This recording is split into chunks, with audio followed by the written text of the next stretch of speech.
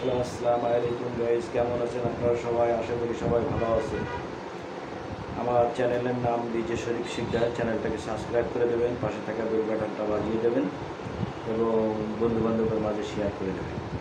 আসলে এই সত্যি কথা বলা যায় না, সত্যি কথা বলাটা বিশাল একটা কষ্টের ব্যাপার এখন। সত্যি কথা বললে আপনার শত্রুর তো অভাবই হবে না।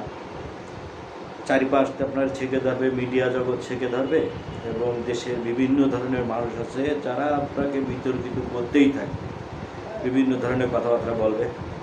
তা অনেক কথা বলা যায়। নচিকেতার একটা গান মনে পড়ে যায় যে মন্ত্রীরা সব বদের লাঠাই, এরকম একটা গান আছে নচিকেতার। তা আসলে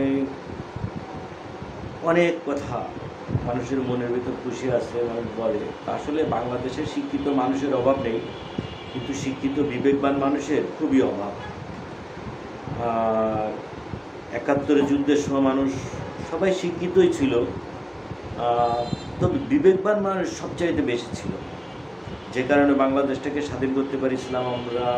আমাদের বাপ চাচারা দেশটাকে স্বাধীন করতে পেরেছিল। এখন মুক্তিযুদ্ধের কথা বলা মনে করেন দেশদ্রোহী। আসলে বুদ্ধিমান মানুষ, বিবেকবান মানুষ, সুশীল মানুষ সে সময় ছিল বলে এইটা সম্ভব হয়েছে।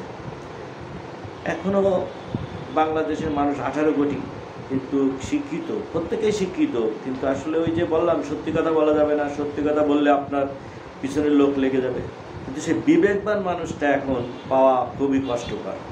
কিছু আছে যারা বিবেকবান, তারা এখন পর্যন্ত মানুষের কল্যাণ চায়, যে কারণে এখনও বাংলাদেশ টিকে আছে। 5ই আগস্টের পর থেকে অনেক পরিবর্তন দেখতে পাচ্ছি, অনেক কিছু শুনছি।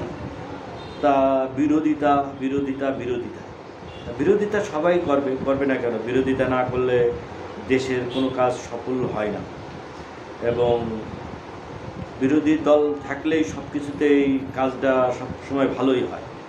তা আসেন আমরা সবাই দেশের স্বার্থে এবং দেশের পক্ষে থাকি।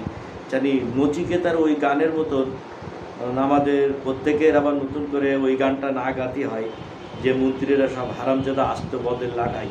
এই কথাটা যাতে কেউ না বলে, আমরা সেই দিকে এগিয়ে চলি। সবাই সুস্থ থাকবেন, ভালো থাকবেন, আমার পাশে থাকবেন, আমার চ্যানেলটাকে সাবস্ক্রাইব করে দেবেন। আল্লাহ হাফেজ।